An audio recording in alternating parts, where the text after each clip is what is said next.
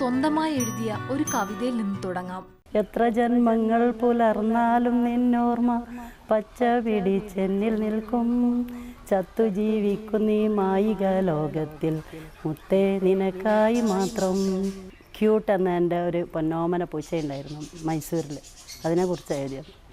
പിച്ച നടന്നൊരീ കുഞ്ഞിളം പാദങ്ങൾ നിശ്ചലമാക്കിയ കൈകളേത്.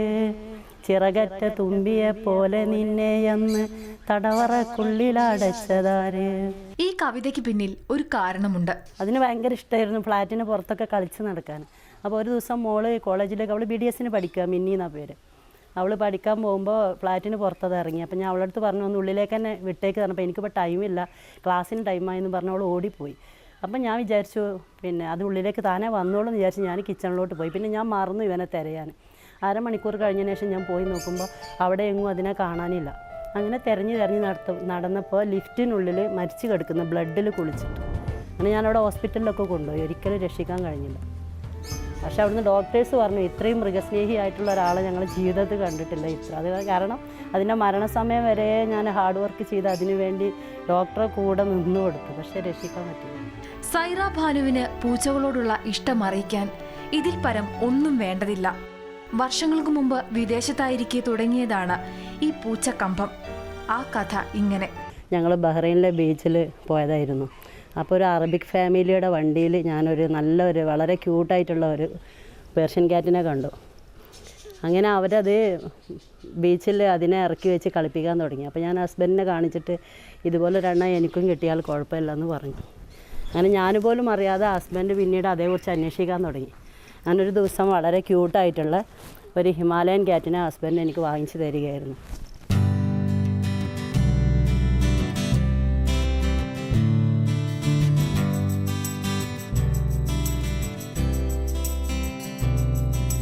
ഹിമാലയൻ കാറ്റ്, പേർഷ്യൻ കാറ്റ്, British long hair, British short hair തുടങ്ങി ഒട്ടേറെ ഓമന പൂച്ചകൾ ഇവിടെയുണ്ട്.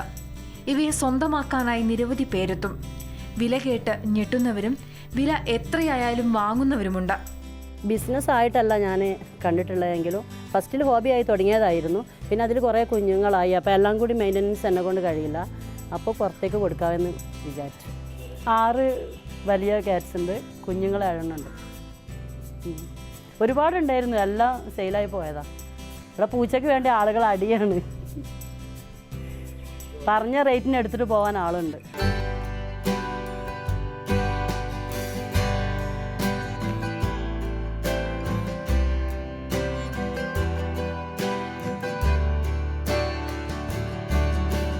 അതിയായ ഇഷ്ടമുണ്ടെങ്കിലേ ഒരാൾക്ക് പൂച്ചയെ വളർത്താൻ പറ്റൂ. കൃത്യമായ നല്ല ഭക്ഷണം, വൃത്തിയോടെയുള്ള പരിചരണം, വിസർജിക്കാൻ പ്രത്യേക സംവിധാനം, സ്നേഹത്തോടെയുള്ള ഇടപെടൽ, ഇവയൊക്കെ വേണം. ഏതൊരാൾക്കൊരു പൂച്ചയെ നോക്കാറുണ്ട് ഒരു പ്രയാസമുള്ള കാര്യമല്ല. ഏത് ജീവിയേക്കാളും ഞാൻ മനസ്സിലാക്കിയെടുത്തോളം വളരെ സുഖമാണ് പൂച്ചയെ വളർത്തുക എന്ന് പറഞ്ഞാൽ. പിന്നെ ചെറിയ കുഞ്ഞുങ്ങളുള്ള വീട്ടിലൊന്നും പൂച്ചയെ വളർത്തുമ്പോൾ ശ്രദ്ധിക്കണം. എന്താണെന്ന് വെച്ചാൽ അവർ കുഞ്ഞുങ്ങൾ പൂച്ചയുടെ വാല് പിടിച്ച് വലിക്കുക, അതിൻ്റെ കഴുത്തിൻ്റെ ബാക്കിൽ പിടിച്ച് ഇങ്ങനെ മുയലിനെ പിടിക്കും പോലെ പൊക്കി പിടിക്കുക, അങ്ങനെയൊന്നും ചെയ്യാൻ പാടില്ല. അതൊക്കെ അതിന് ബുദ്ധിമുട്ടുണ്ടാക്കും. പൂച്ചകളുടെ കൂട്ടിലും പുറത്തും ഞാൻ ലിറ്റർ ബോക്സ് വെച്ചിട്ടുണ്ട്. അതിൽ കാറ്റ് ലിറ്റർ വിപണിയിൽ കിട്ടാനുണ്ട്. അത് വാങ്ങിച്ചിട്ട് അതിലിട്ട് കൊടുക്കും. അപ്പോൾ പൂച്ച അതിൽ തന്നെ ചെയ്തോളും. പിന്നെ ചെറിയ കുഞ്ഞുങ്ങൾക്ക് ഞാൻ ട്രെയിനിങ് കൊടുക്കും. ഫസ്റ്റിൽ അവർക്ക് അപ്പിടാനും മൂത്രമൊഴിക്കാനൊക്കെ ഞാൻ ശരിക്കും ലിറ്റർ ബോക്സിൽ അവരെ ഇറക്കി വെച്ച് കാണിച്ചു കൊടുക്കും. പിന്നെ പൂച്ച തന്നെ സ്വയം ചെയ്തോളും. പിന്നെ പൂച്ചകളിലൊരു പ്രവണത ഞാൻ മനസ്സിലാക്കിയിട്ടുണ്ട്. ഒരിക്കൽ മലമൂത്ര വിസർജനം ചെയ്ത സ്ഥലത്ത് തന്നെയാണ് അവർ വീണ്ടും ഇത് ചെയ്തുകൊണ്ടിരിക്കുന്നത്. അതുകൊണ്ട് വല്ലപ്പോഴും എങ്ങനെ ഫസ്റ്റിൽ ഒരു വീട്ടിൽ കൊണ്ടുപോകുന്ന പൂച്ച അതിനിതൊന്നും അറിയില്ലല്ലോ. അപ്പോൾ വീട്ടിനകത്തെങ്ങാനോ അങ്ങനെ എന്തെങ്കിലും ചെയ്തിട്ടുണ്ടെങ്കിൽ ഉടനെ അവിടെ ക്ലീൻ ചെയ്ത് ഡെറ്റോൾ ഒഴിച്ച് വൃത്തിയാക്കണം. അല്ലെങ്കിൽ പൂച്ച അടുത്ത സമയം അവിടെ തന്നെ പോയിട്ട് ചെയ്തിരിക്കും. അപ്പോൾ അതിൽ ലിറ്റർ ബോക്സ് വെച്ച് കൊടുത്താൽ മതി, അല്ലാതെ ഒരു പ്രയാസമുള്ള കാര്യമല്ല.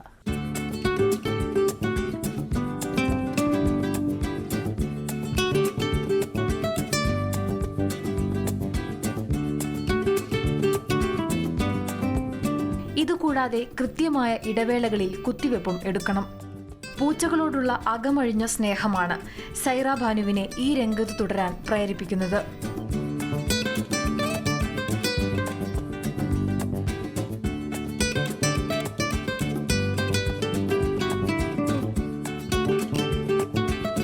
മാതൃഭൂമി ന്യൂസ്, മലപ്പുറം.